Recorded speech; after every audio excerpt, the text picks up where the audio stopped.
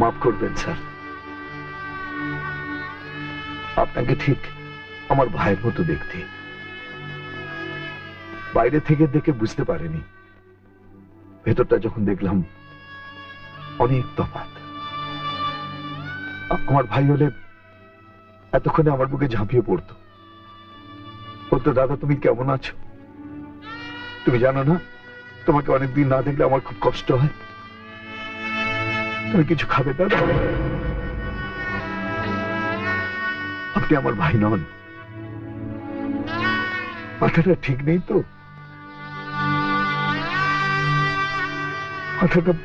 মাথাটা ঠিক নেই।